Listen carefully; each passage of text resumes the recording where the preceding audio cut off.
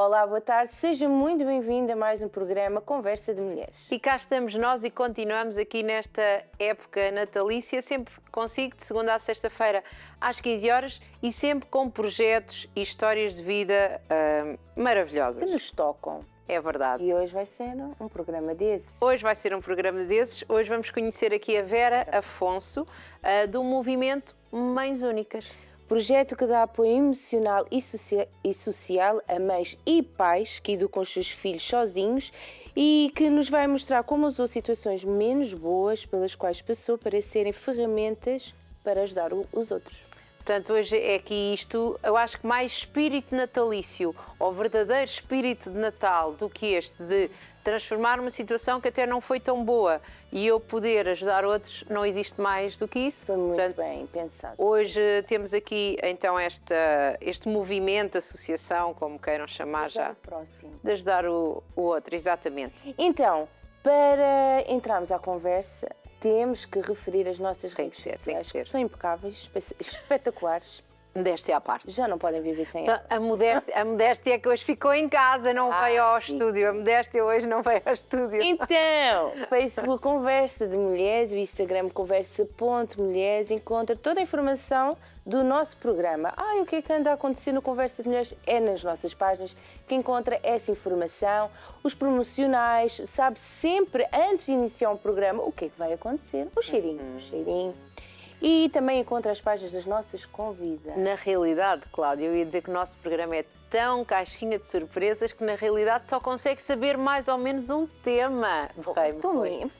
Sim, mas conseguem logo pesquisar a convidada, não? Exatamente, pode ser. Algumas sim, outras não. Tu tens para aí. A maquilhagem. Eu e a maquilhagem. Só como as crianças, gosto de pôr as mãos em tudo e Depois, através do YouTube, com Curiacos TV, playlist Conversa de Mulheres, acede aos programas completos aqui do nosso programa. Fantástico, é verdade. Para que possa partilhar. E hoje é um programa para partilhar, com certeza conhece no mínimo uma pessoa que poderá precisar aqui da ajuda deste movimento das Mães Únicas, portanto é um programa a partilhar, a marcar e assim que ficar disponível ali no nosso canal do YouTube, então fazer chegar a muitas pessoas por este Portugal afora. Agora que já estamos prontas, vamos apresentar a nossa convidada. Vou esperar.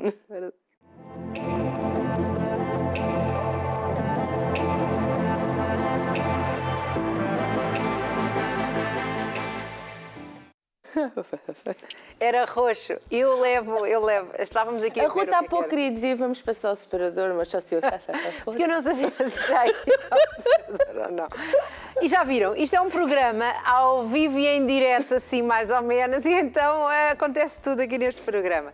Bem, vamos dar as boas-vindas à Vera Afonso, que é uma das fundadoras, então, como já referimos, do movimento Mães Únicas. É IT Recruiter e coach, sobretudo de vida, de crianças e de adolescentes e de pais e mães que criam os seus filhos sozinhos. Olá, seja muito bem-vinda. Olá, bom dia. Obrigada por nos receberem aqui e ao nosso movimento.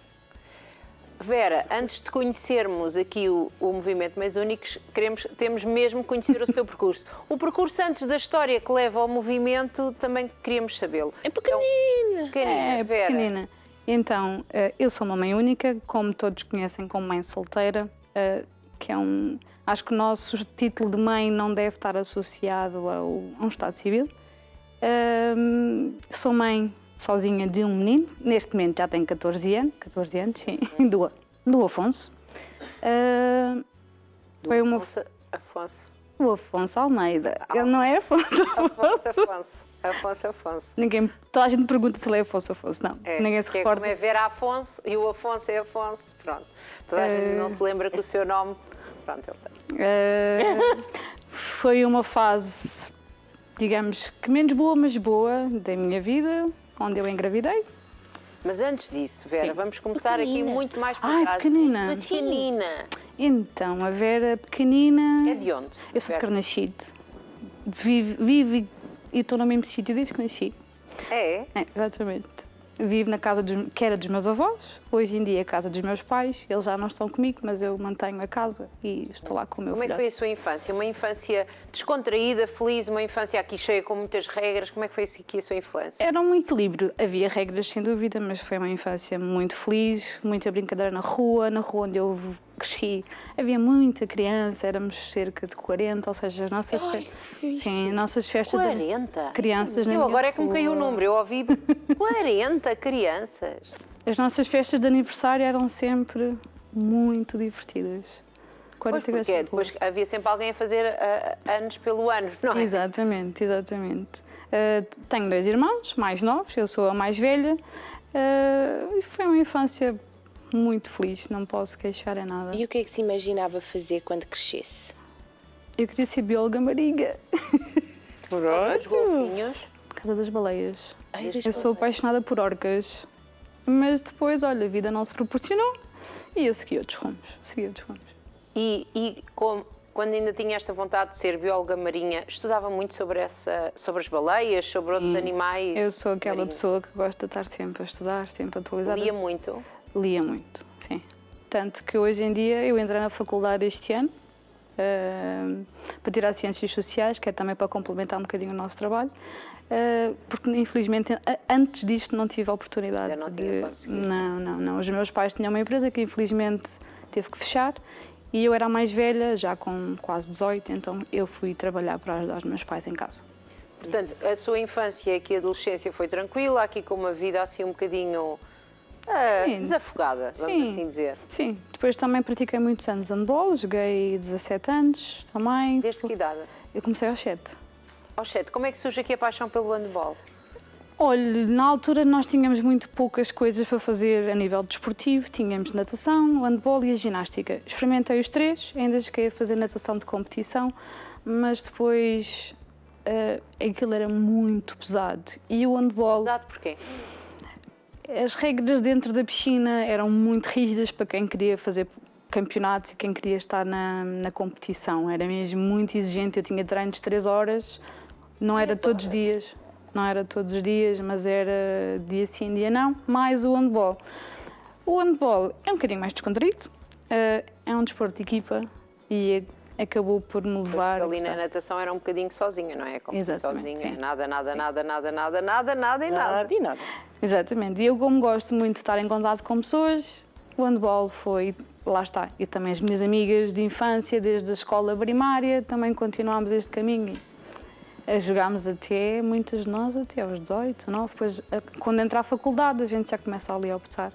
E o handball, ou se vai por aquilo já quase profissionalmente. E o handball que era há 20 anos não tinha nem sequer a visibilidade que tem hoje em dia. Era um desporto completamente desconhecido, completamente. E qual é que era a sua posição no handball? Eu era central e pivô. Central e pivô. Pivô é mesmo aquela que vai lá... É, que está mais... não é? É que está no meio da confusão. É porque... Para bater? Não, é porque... Já viste handball? Também. O handball é aquela pessoa que vai lá que flutua no ar, mas com uma garra... Isto hoje eu estou a irritar com os meus... Desculpa, vou pedir outra vez. Faz que eu também. Não, a segurar, saíram-se as pulseiras. Que faz mesmo aquilo daquela maneira assim, que tem que ser... Não é agressiva de fazer mal, mas é que tem que ser com convicção. Sim. É um desporto que nos dá muitas ferramentas. Eu vejo isto agora, principalmente como recrutadora, dá-nos muitas ferramentas a nível de trabalho. O trabalhar em equipa, porque o handball não dá para ser individual, tem que ser um trabalho em equipa e é fundamental trabalhar em equipa. Isto, nós, quando somos miúdos, não ligamos muito a estas partes, mas a verdade é que o handball, a mim, deu-me ferramentas gigantescas ao trabalhar em equipa. E hoje em dia eu vejo isso no meu trabalho. Vera, e como é que foi conciliar aqui, porque se jogou o handball até aos 18, mas havia escola, não é? Havia escola. Havia os amigos, havia tudo. Como é que se gera isto tudo? Isso cria mais disciplina ou ajuda a ser mais fácil não estudar? Queria mais disciplina. É sempre a pergunta que eu faço. Queria mais disciplina. Nós temos, lá está, é um desporto muito regrado. Nós tínhamos treinos, não era diários, mas era 3 vezes por semana, mais ou menos, e não nos era imposto boas notas, mas não queriam um insucesso escolar, e nós acabávamos todas por estudar umas com as outras. Portanto, vocês criavam ali uma equipa que, no fundo, depois também era a equipa na escola, não é? E é uma equipa para a Engraçado. vida. É uma equipa para a É uma vida. equipa para a Ainda hoje vida. tem essas amigas? Tenho. Tenho, sim, senhora. Um grupo de quantas? Não são os 40 já, não é? Não. Aquelas que eu tenho mais afinidade, mais proximidade, são 3 ou 4. Sim. 2 delas já não estão em Portugal, vivem em Angola já há muitos anos, que elas são angolanas. Mas olha, ainda o mês passado fizemos uma reunião com as que estão cá, que estão próximas, porque uma delas ela vive na Austrália e veio a Portugal. Austrália. Então tentámos juntar todas, sim. Falamos todas, mas com mais afinidade são com 3 ou 4. Mas isso é engraçado, porque ter amigos assim para a vida, Grupos e tudo. grupos e tudo, eu acho que deve ser. São muitas histórias que se vivem, não é? muitas. Desde aquelas paixonetas da adolescência, desde a casar, Torneios. filhos, não casar, pronto, Sim, tudo. torneios nós viajávamos imenso. Eu fui pela primeira vez à Madeira. Ainda a Madeira era uma ilha selvagem, digamos Sim. assim. Tinha hotéis, sim, mas nada à escala do que hoje em dia. Eu tinha 12, 13 anos. Então o aeroporto era pequeniníssimo. E nós temos extremas memórias disso, porque nós fomos molhadas pelas ondas do mar. Porque decidimos tirar uma fotografia na piscina de Porto Muniz e a onda arrebentou e ficámos todas uns verdadeiros pinguins. Muito bem. E estas coisas ficam sempre a lembrar, não é? Ficam, sim. Nós tínhamos um senhor que tomava conta de nós, que era o nosso dirigente, que infelizmente já faleceu também. Ele já era velhote quando nós éramos meninas. Pronto, e claro. E ele sempre nos apoiou, sempre esteve connosco, como os nossos treinadores. Ficaram para a vida completamente. Ficou. E então, estava-nos a contar que aqui cerca dos 18 anos, portanto, que é a altura em que normalmente se vai para a faculdade, não é? Que houve aqui uma situação não tão fácil na sua família e que a obrigou a ir trabalhar. Sim. Os meus pais tinham uma empresa na altura de venda de produtos de aves e entrou a gripe das aves e depois os nitrofuranos. E então, por opção nossa, porque havia uma altura que os frangos tinham um valor muito alto, que depois não compensava com a venda, então os meus pais decidiram fechar. E eu decidi, na altura, como vos disse, queria ser bióloga marinha, então estive a ver faculdades no Brasil. E eu tinha tudo para ir para o Brasil. Tinha já passagem, tinha universidade, tinha tudo. Portanto, a sua vida já estava planeada para ir para o Brasil Pensava eu, sim. estudar a biologia marinha. E o sim, que é mas que tinha feito aconteceu? toda a sua parte. Optei por ficar para ajudar os meus pais e os meus irmãos.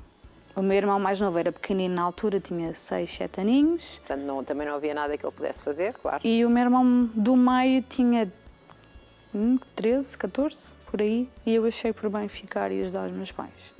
E então foi trabalhar. Então, e o que é trabalhar. que foi fazer? Trabalhei em telecomunicações, fui trabalhar para... Na altura era Ótimos. Sim. Era Ótimos. Sim, sim. Hoje em dia tem outro nome. Sim. E então foi trabalhar o quê? Contacto com o público, Call center. vendas, call center? Call center, sim. Vendas, não. Não. Essa parte eu deixo para os outros. E como é que é aqui o seu percurso profissional, então, até surgir aqui a sua história que nos leva também a... Depois da Ótimos eu passei para a Vodafone, uma oportunidade Portanto, que eu andou aqui pelas várias Andei. operadoras, vá. muitos anos, e até que conheci o pai do meu filho. Começámos a viver juntos. Isso já tinha mais ou menos que idade, Vera? Já tinha 25. Não, quando eu o conheci, Já 23, temos aí 24. fotos que, entretanto, passam da Vera. 23, 24, mais ou menos, quando eu o conheci. Já o conheci antes, porque ele era amigo do meu tio, ele vinha muitas vezes ao continente. Aliás, desculpe só, estas fotos são maravilhosas, não é? Que é a Vera em pequenina. Temos que fazer uma coisa destas para o nosso Natal.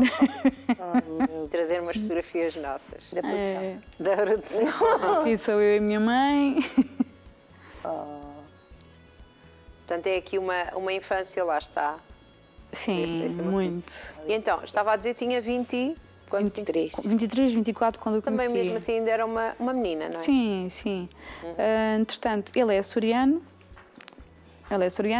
Começámos a viver juntos, até que eu tenho alguns problemas de estômago e andei muito tempo com alguns problemas e deram uma medicação que cortou o efeito da pílula. E a Vera não fazia ideia disso. Surprise, surprise. Surprise, surprise. No dia em que o período não me vem, o meu período sempre foi muito regular, eu decidi fazer um teste de gravidez. Logo nesse dia. Esperei 2 dias. Eu nunca fui irregular, sempre fui muito certinha, Sempre, muito, é isso. sempre. Ainda hoje, sou certíssima. E aquilo faltou Isso ali. para mim seria um stress. O meu, ao menos, pronto, dá sempre para aí ter já a estás dúvida. habituada, Já dá né? sempre. Pronto. Mas já nem se liga. Agora, quando não se está habituada, a gente começa a fazer contas. contas. Exatamente. E então fui fazer um teste de farmácia. Não fiz um, acho que fiz 3. Fui comprando o mais barato, deu positivo. Eu disse, se calhar vou comprar aquele que fiz a Este semana. não presta, Sim, este sim. foi do E lá depois do vou fazer lado. teste de sangue. O de sangue eu Não fez? Não fiz. Não fiz. Não fiz. O de sangue eu não fiz. Óbvio que entrei em pânico, não é? Isto foi na altura do Natal. Olha, não foi dia 13, mas foi dia 20 que eu descobri que estava grávida. Entrei um bocadinho em pânico, comentei com o pai do meu filho que eu estava grávida. A primeira coisa que ele me diz é: o filho não é meu. Caiu-me tudo. Eu fiquei em pânico. Eu não sou uma pessoa de falar muito, ou seja, de desabafar muito, nem com os meus pais, nem mesmo com os meus melhores amigos, sou muito fechada. Fiquei ali um bocadinho em pânico e pensei, bem, vou tirar. Pensava eu, gostaria de um mês, 6 semanas, vá, no máximo. Passei o Natal, eu era para ter ido para os Açores passar o Natal com ele, já não fui, fiquei com a minha família. Estava um bocadinho abatida. Completamente. Não, abatida, não sei se era abatida, se era Revoltada. Desolada. desolada, sim, a palavra é desolada. Se perdida, porque como é que eu vou fazer? Que choque. Sim, ele vive Já comigo. é o choque do bebê, mas completamente. depois... Ele vive comigo e está-me a dizer que o filho não é dele. Que tipo de mulher é que ele pensa que eu sou? Foi o primeiro pensamento. Foi todas as coisas. Na realidade, não é? É o filho, mas é também aqui a expectativa da E pessoa. depois não é só isso, é a culpabilização. A minha culpa. A culpa é minha. Eu engravidei por minha culpa. Eu sou a culpada. Foi sozinha. Pois é, mas... Mas, Vera, Ai, é algo que eu acho que é importante também, se calhar, ajudar as pessoas, porque se calhar há muitas mulheres que já Sim, passaram sim. por uma situação idêntica. E o objetivo de hoje falarmos aqui sobre a sua É mesmo para perceberem situação que não é- e ajudarem. é. É que ninguém fez um filho sozinho. Não. Essa que eu saiba ainda não é possível. Não é? Mas eu acho que nós começamos logo a sentir-nos culpadas. O que é que eu fiz de errado? Porquê? Porquê é que ele me disse aquilo? Fiquei ali assim um bocado abananada. Só Eu, o Natal com os seus pais, com os não é? meus pais e com os meus avós. Não acharam estranho não ter cá o seu companheiro? Não, porque os meus avós já têm uma certa idade, eles ainda são vivos, graças a Deus, e eu sempre tentei ao máximo passar o Natal com os meus avós. E era sempre eu que ajudava a minha avó na cozinha, sempre. Naquele ano eu não saí do sofá. E a minha avó achou estranho.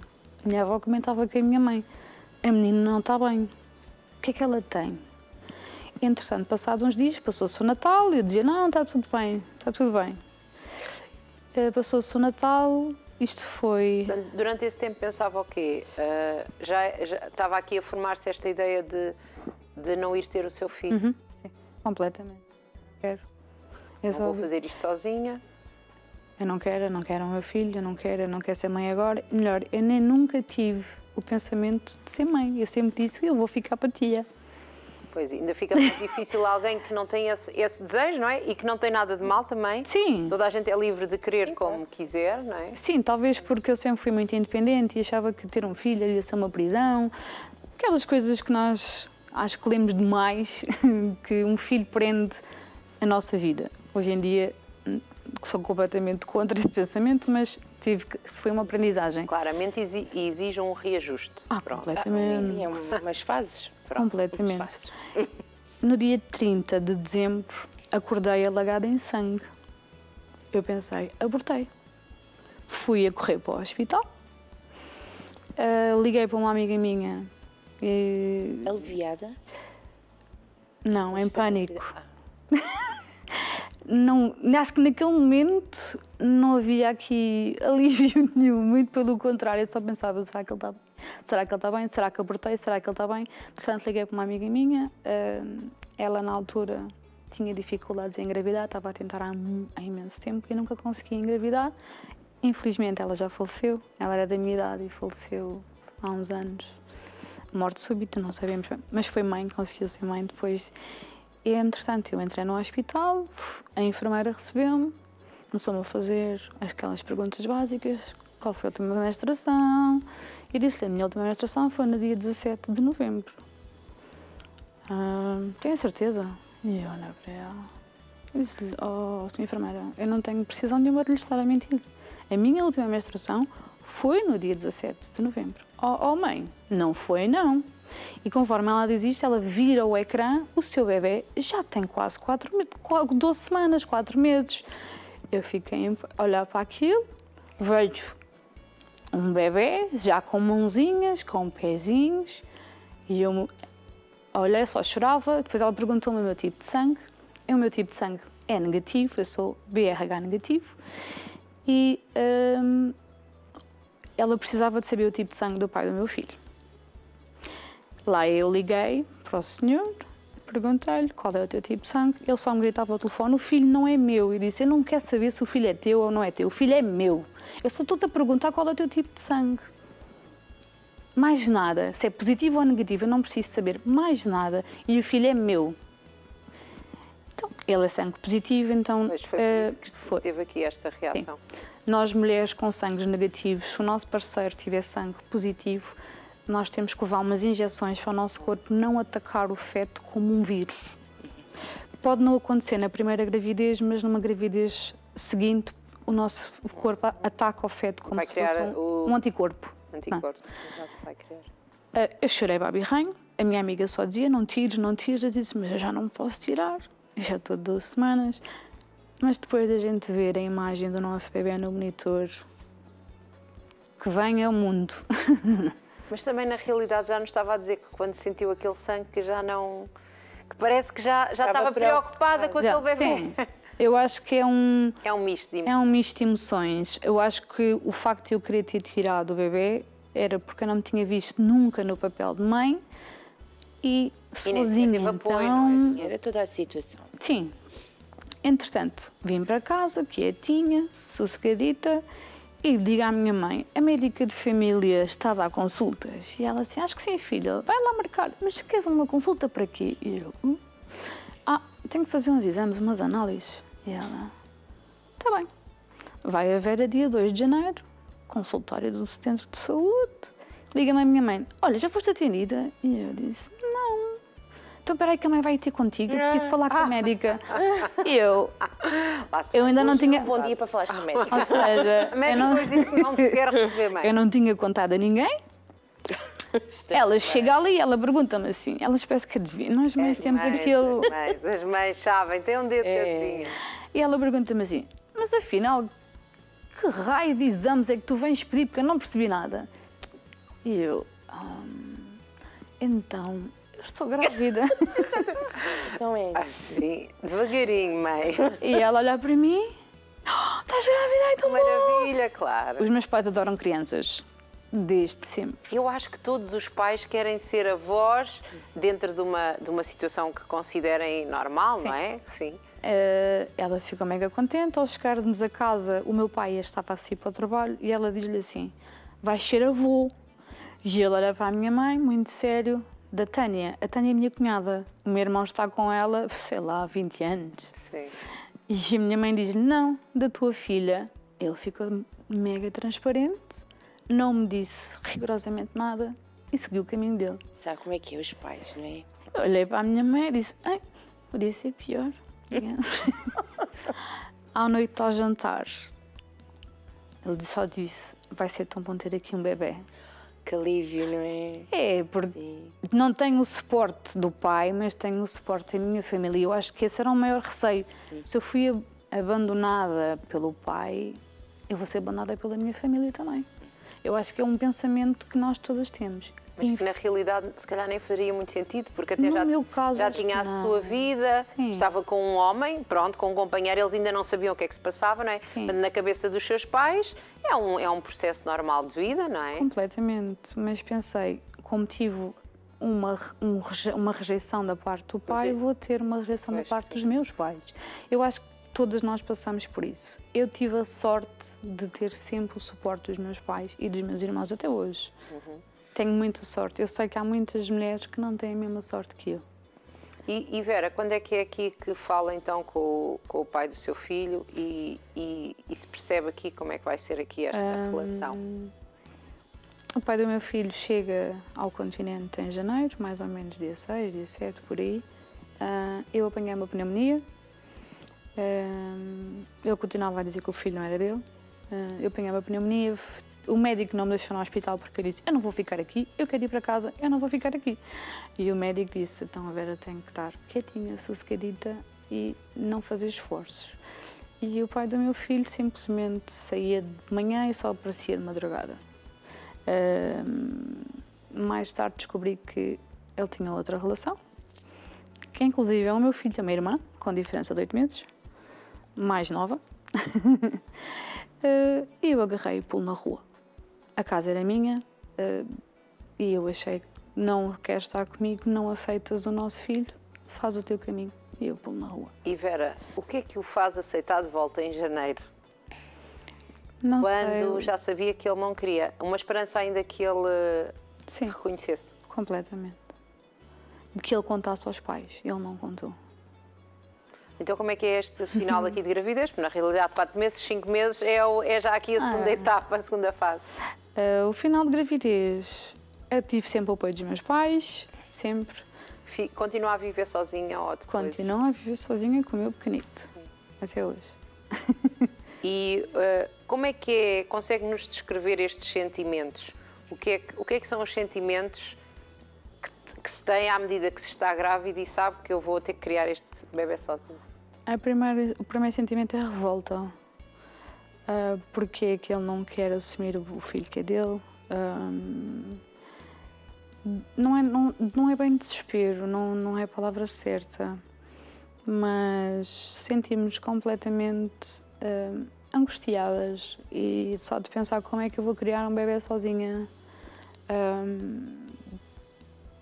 é assustador. É assustador até o bebê nascer. Obviamente, nós na maternidade, as nossas hormonas andam ali acima e para baixo e temos muitas oscilações de humor. Mas eu pensei, bem, já isto a meio, eu só dizia, eu não quero que ele veja meu filho, eu não quero... Ele nunca esteve presente na gravidez nenhuma? Não. Nem no nascimento do seu filho? Não, ele só deu o nome ao meu filho porque foi obrigado, pela mãe. Você falou com os pais dele e... A mãe dele, quando eu o pus na rua, eu estava a trabalhar na Vodafone na altura, e a mãe dele ligou para mim, tratou-me muito bem, chamou-me tudo menos santa. E eu chorei, eu só chorava. O meu chefe na altura dizia: Vera, desliga-me esse telefone, tu não podes estar nessa. E eu no final da senhora, acabar o que ela tinha a dizer, eu disse-lhe: o seu filho disse que eu estava grávida. E eu ouço um silêncio do outro lado, assustador, e eu disse-lhe: ele esqueceu-se desse pormenor, não foi? Tenha um bom dia. E desliguei o telefone na cara da senhora. Que situação. Falo com ela até hoje, porque não tenho o direito de falar mal da família do pai do meu filho ao meu filho, nem do pai do meu filho eu falo mal, não tenho esse direito. Os problemas do pai do meu filho são comigo, não são com o meu filho. Ele nunca mostrou interesse em estar com o Afonso, ele esteve com o Afonso 3 vezes e era recém... anos, não é? Em 14 anos. As 3 vezes que teve foi no primeiro ano de nascimento. Uma para lhe dar o nome, foi quando eu vi que ele estava com outra pessoa e ela estava de bebê. E as outras duas... Mais velha, a irmã, mais nova? Mais nova, 8 meses. O Afonso nasceu em julho e a menina nasceu em fevereiro, por aí. E viu mais duas. Os pais do Afonso são dos Açores, então quando eles vieram ao continente, fiz a questão de ele estar com os avós. Mantenho contato com os avós, tenho... As únicas pessoas da parte do pai do meu filho que me apoiaram desde sempre e estão comigo até hoje são 2 tias, avós do meu filho. São as irmãs do avô, neste caso, que estão cá no continente e que eu e o Afonso adoramos de paixão.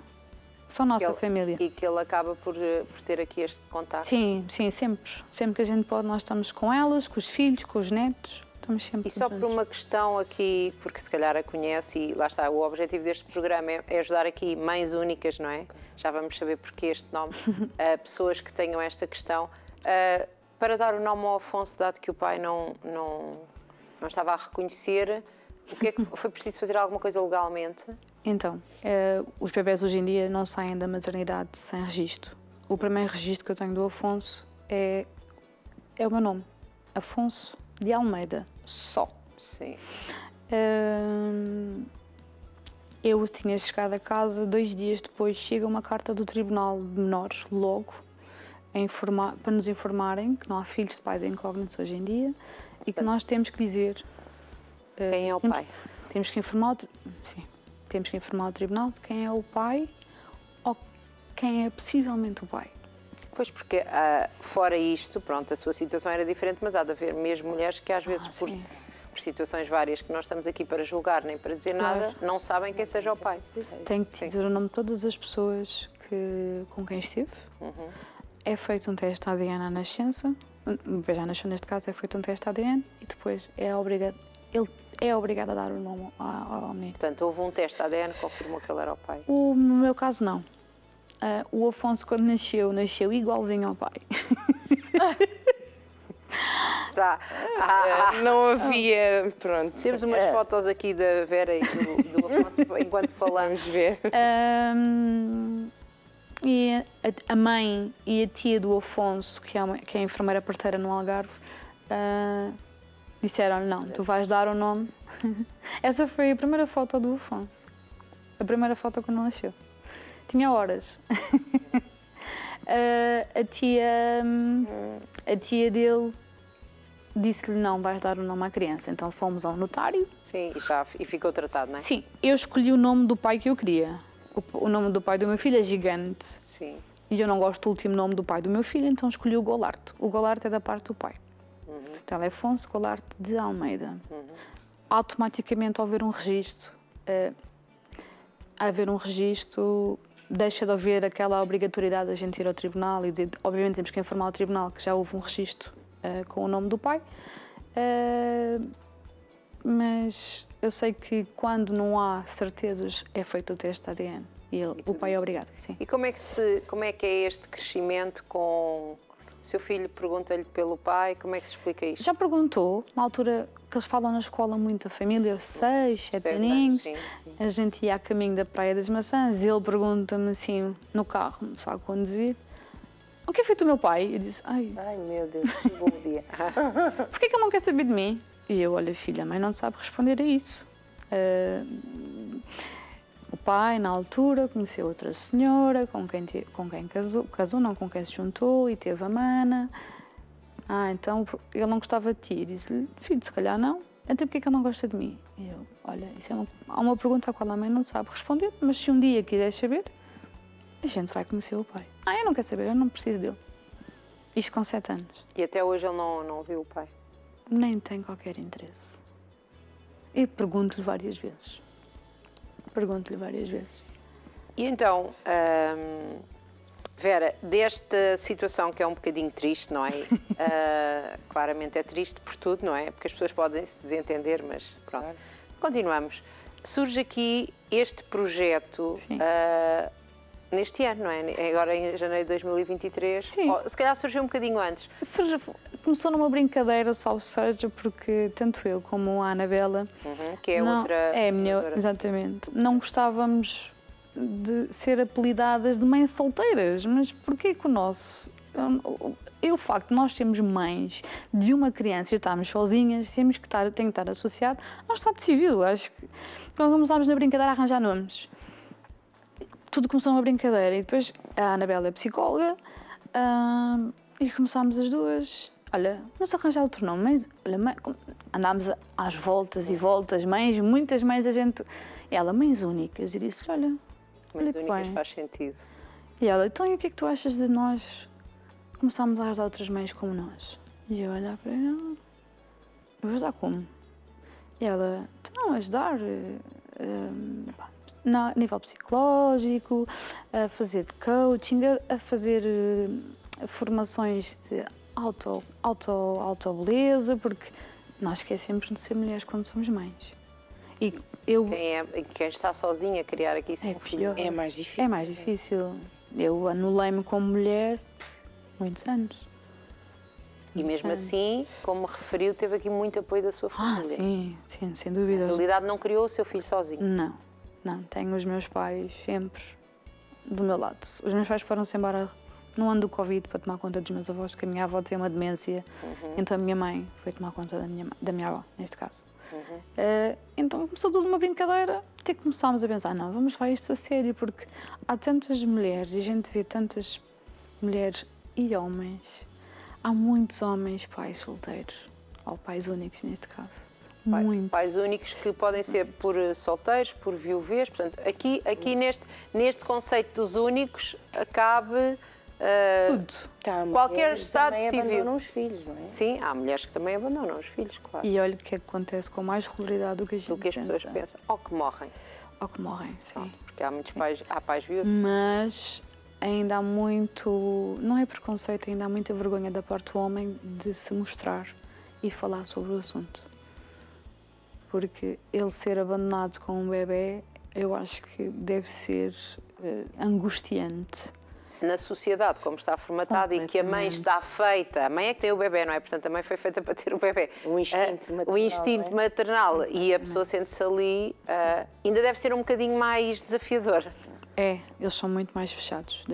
Nós temos alguns já na comunidade, daqueles que nós temos, eles são muito mais fechados. Já começam a abrir um bocadinho do leque, mas ainda estão... lá está. É um Se homem. pensa só mais nas mães, Sim. não é? Sim. Porque na realidade as mães é que acabam por não poder fugir do filho. Pelo menos para o Exatamente. ter, têm que ser elas a tê-lo. E também para ajudar a nível, não é jurídico, mas em encaminhamento, por exemplo. Eu não fazia ideia que as creches me iriam pedir mundos e fundos para eu ter lá o meu filho. Se eu não apresentasse os documentos do meu pai, do pai do meu filho neste caso, eu pagava a mesma coisa que um casal. Porque não apresentava os documentos do pai do meu filho. Até que uma das educadoras disse, Vera, vá ao tribunal e peça a guarda do seu filho, porque senão a Vera... Eu recebia 600 e pagava 400 de creche. Era completamente incomportável. E eu pensei, bem, mandei-me a informar, fui ao tribunal de menores e pedi uma audiência para pedir a guarda do meu filho. Essa questão é muito importante estarmos aqui a falar, porque hoje até mesmo da segurança social, há aqui esta questão das famílias monoparentais, não é? Sim. Portanto, vale a pena a pessoa ter esta situação regularizada. Completamente. E assim, na altura das creches foi uma altura em que havia muitos mães e pais solteiros, digamos assim, mas que continuavam a viver em comunhão. Ou seja, eles beneficiavam de descontos, mas eles viviam juntos, ou seja, havia 2 ordenados, havia 2 contribuições a entrar dentro de casa. E então eu fui para o tribunal. A minha audiência foi assim um bocadinho diferente de uma audiência normal de tribunal, porque na altura, foi uns dias antes do meu aniversário, na altura houve um temporal gigantesco nos Açores e então não conseguimos fazer videochamada. A minha sessão de tribunal foi por telefone. A juíza a falar com o pai do meu filho. Eu, quando entrei, fui sozinha, sem advogado, sem nada. Eu sabia o que queria e eu não ia abrir mão. Ter a guarda completa, não é? A guarda, sim. Hoje em dia é guarda exclusiva, já não é... Exclusiva. Ela perguntou-me o porquê. Não ser partilhada, lá está. E eu disse, eu não vou... O meu filho não conhece o pai, é um estranho. Além de que o pai do meu filho não vive aqui no continente, vive nos Açores. Eu mandar uma criança sozinha para desconhecidos, não. Abri mão da pensão. Sim. Porquê? Porque eu não preciso, se ele não me ajudou de início, eu não preciso dele para nada. Para não ter que arrastar mais, porque se ele não quisesse dar, ia arrastar mais, não é? Sim, completamente. Então eu disse logo, eu não quero dinheiro nenhum.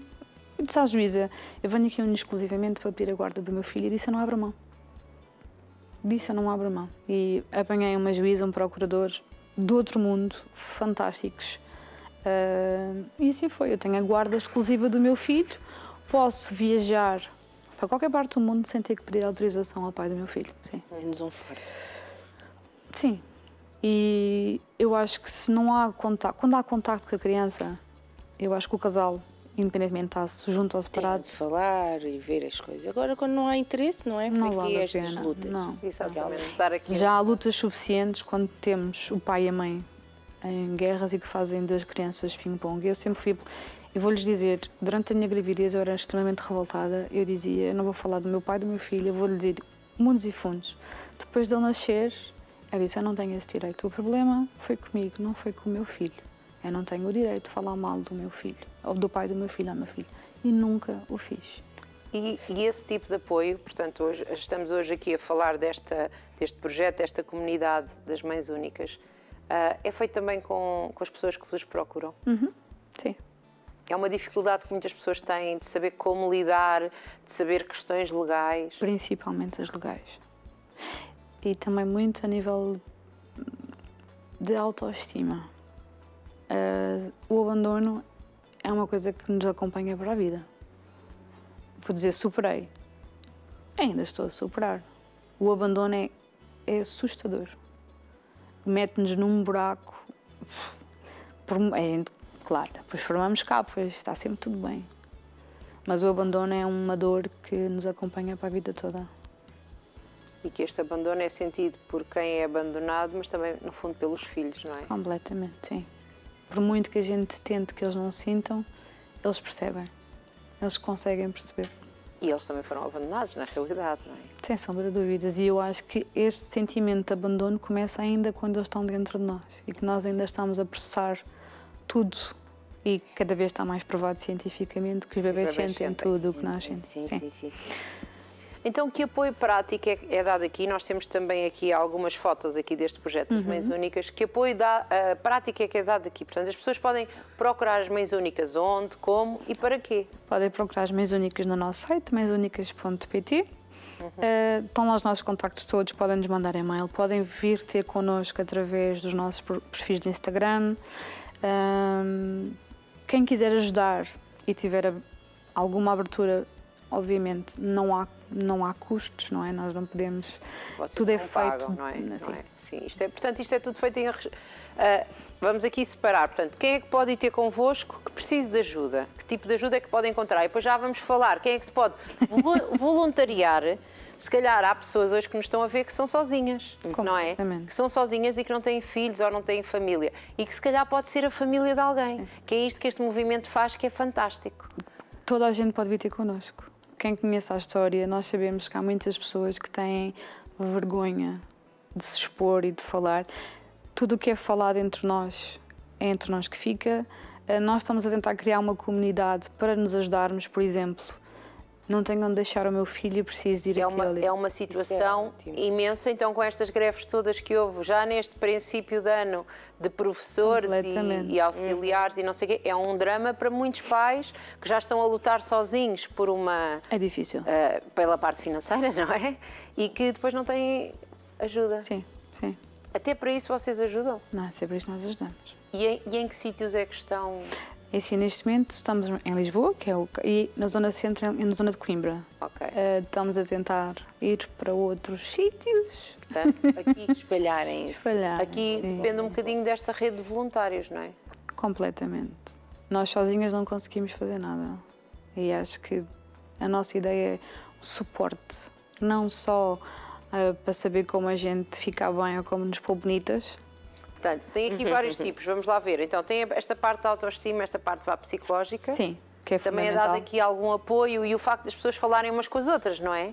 O facto só da gente desabafar já ajuda bastante. E de saber que as outras pessoas que estão lá não vão julgar porque também entendem o que a pessoa sente, não é? E saber que não estão sozinhas. Porque eu acho que nós pensamos, só acontece a mim. Não. Há muitas. E eu tive a sorte de ter os meus pais, mas há muitas que não têm essa sorte. Estão sozinhas mesmo. Ou que se calhar às vezes no contexto disto ainda também ouvem que isto foi culpa tua, não é? Também pode acontecer. Também acontece, sim. Porque acontece tudo, na realidade acontece. Tudo é possível, todas as opções estão em aberto, tudo é possível. A ideia é mesmo nós criarmos uma comunidade de entreajuda. Essa é a palavra fundamental, é entreajuda. E nos entreajudarmos e apoiarmos umas às outras de forma a que não nos sintamos sozinhas. Isto não acontece só a mim, acontece a B, Já C. aconteceu a outras pessoas. Sim. E mesmo os homens não terem receio de vir até nós como sendo pais solteiros, que nós recebemos de braços abertos. Eu sei que é um bocadinho mais fechado, é um campo difícil de entrar. Mas já têm alguns homens na Sim. comunidade. Sim. Portanto, pelo menos, se é um homem e nos está a ver, já sabe que vai haver ali outros homens que se calhar ainda entendem melhor do que uma mulher, não é? O que está a sentir. Eu acho que a dor é diferente. A dor é diferente. Também são diferentes. Cada pessoa é diferente. Nós assimilamos. Nós temos aqui diferente. 3 pessoas e se vivêssemos a mesma coisa, igualzinha, se calhar Completamente. sentiríamos da maneira diferente, expressaríamos de maneira diferente, não é? Portanto, estamos a falar aqui de um apoio assim mais psicológico, mais de comunidade, mais desta ajuda, mas também temos aqui um apoio mais prático, vamos assim dizer, que são recursos educativos e assistência prática. Isto são coisas que estão lá no vosso site. Sim. Quer-nos explicar o que é que são estas coisas? Fazemos Recursos educativos, vá. recurso educativo, é tudo relativo com o coaching, como melhorar os nossos tempos, como sei lá, há tanta coisa no coaching. E agora bloqueei. Giro.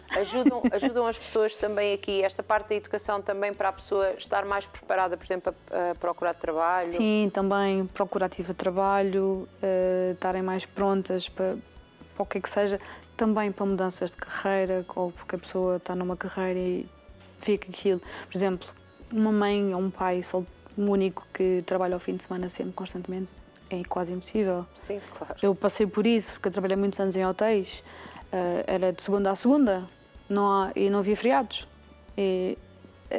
Eu passei por essa mudança de carreira, por isso é possível, basta a gente acreditar. Portanto, esta também é uma das ajudamos. coisas dos apoios que fazem na vossa comunidade, não é? Tentar enquadrar a família num melhor âmbito e, se for preciso, uma mudança de carreira, por que não? Para lhe dar mais estabilidade, mais tempo de qualidade com o filho, que eu acho que o que falta a muita gente é tempo de qualidade com os filhos. Sim. Exatamente. E depois temos aqui então esta parte também, assistência prática. Sim. A tal ajuda de... Nós precisamos de nos sentir bonitos, independente de sermos mulheres ou se sermos homens. Eu passei muito por... depois de ser mãe, eu esqueci-me que era mulher. O descuido. Às vezes basta, como eu digo, pôr um rímel nos olhos, ficamos logo com outro ar, dá-nos logo ali outra carita. É o autocuidado. Para nós conseguirmos cuidar de nós também, e cuidarmos melhor dos nossos filhos, temos que estar bem. Então a situação da entreajuda é: não há aulas, alguém poder ficar com as crianças, ter essa disponibilidade durante 1 ou 2 horas, ou se a mãe precisa de ir a um spa, digamos assim, também ficar com os meninos, de forma a ajudar. Como é que criam aqui esta ajuda? Portanto, quem é que fica com os meninos? Fica uma mãe que também é mãe única, confia com a consigo?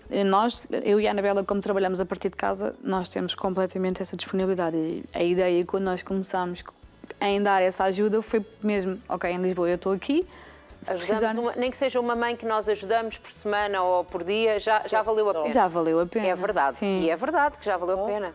Sim. Assim, os ATLs, os infantários, 20 minutos a mais é um balúrdio. E fim de semana não há, não é? Não vamos deixar a criança com quem se não temos ninguém. Então deixem connosco, será um prazer. Nós gostamos de crianças, as duas. Já ficam preparados. E então, quem queira, para aqui nestes minutos finais, estamos neste mês e sempre falamos muito isto, da pessoa sair para fora, se sente sozinha, porque não, em vez de estar só a matutar aqui no seu sozinho, sempre não sair para fora para ajudar esta ou outra associação, que nós falamos aqui muitas, ou outra que encontre e depois nos venha cá falar. Pronto, porque não sair para ajudar, porque isso também vai fazer a pessoa. Portanto, alguém que queira ajudar, há aqui algum requisito necessário? O que é que a pessoa... Venha com vontade e de braços abertos. Portanto, se calhar se tiver uma casa que pode receber ali umas crianças, já pode ajudar. Sim. Se tiver algum conhecimento específico? Sim, de psicologia, de coaching, de bem-estar, a nível judicial também. Nós também temos essa parte do apoio, porque nem toda a gente sabe onde é que tem que ir, o que é que tem que fazer para pedir a guarda, para pedir a revisão da guarda. Nós também ajudamos nesse sentido. Todas as pessoas queiram ajudar e que acreditem naquilo que nós estamos a fazer, são sempre bem-vindas. Eu acho que nunca é demais. Nunca é demais termos as pessoas a ajudar. E como é que vos podem contactar? É pelas páginas? Tem as nossas páginas, mãesunicas.pt, se não estou em erro, não quero dizer. Lá tem os nossos contactos todos. Falam comigo, com a Anabela ou com algumas das nossas colegas, depende de quem estiver disponível na hora, e depois nós encaminhamos. E como é que, eu agora ponho-me aqui do outro lado, então, mas aceitam qualquer pessoa, como é que sabem que aquela pessoa que vão aceitar é uma pessoa de confiança? Temos uma conversa com a pessoa. Porque é IT recruiter, não é? Está aqui um bocadinho Sim, a habituada área de aqui a recursos recrutar. humanos. Sim. Sim, a recrutar. Temos uma conversa, tentamos conhecer um bocadinho a pessoa. Se a pessoa for de perto, marcamos uma reunião. Sim. Nunca presencial, num café, uma conversa nada formal, uma conversa, como eu digo, nem eu nas minhas entrevistas de trabalho gosto de dar o peso ao entrevistado, que aquilo é uma entrevista. Gosto que as coisas fluam naturalmente. Porque faz isso, é a sua profissão, Sim, não é? Sim. E avaliamos se a pessoa se enquadra. Até hoje acho que não erramos com ninguém. Obviamente já tivemos pessoas a tentarem usar o nosso movimento para se não é vangloriarem, mas para terem... Promoverem, publicitarem, não é? Exatamente. Em vez de estarem aqui a dar, Sim. quiseram usá-lo de outra maneira, não é? Ou uma das quais queria usar a história, as nossas histórias, para escrever um livro. Pronto, mas se vocês acharem bem... Para o conteúdo que ela queria não Porque era adequado. a sua vida dava um livro. Completamente.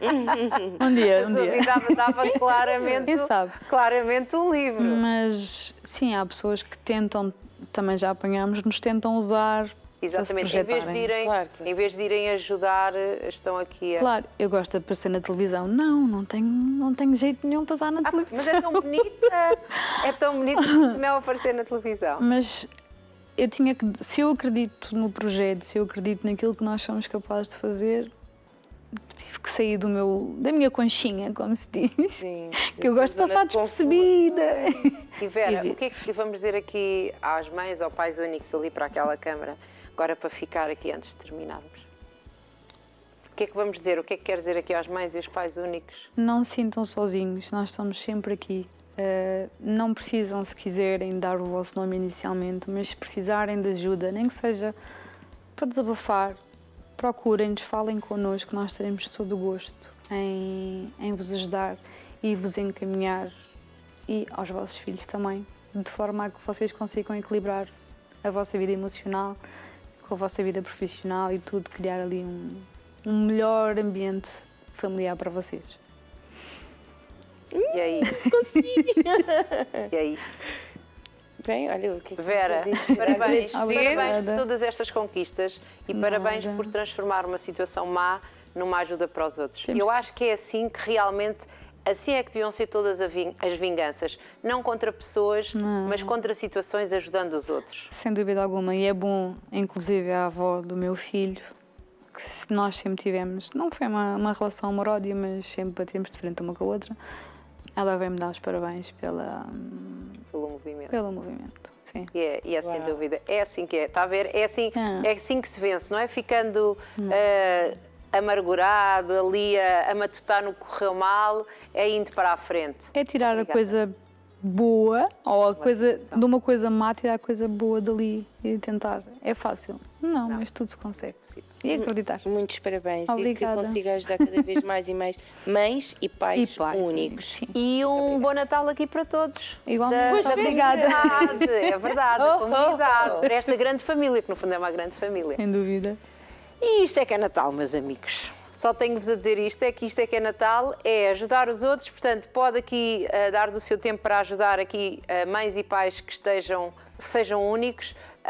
E isto é que é Natal, é realmente pegar numa situação não tão boa e transformá-la em ajuda aos outros. São presentes diários que a Conversa de Mulheres traz para si, de segunda a sexta-feira, pelas 15 horas. Portanto, convidamos-a a assistir os nossos programas, siga as nossas redes sociais e partilhe os projetos. E nós voltamos no próximo programa com mais prendas para abrir. Até lá.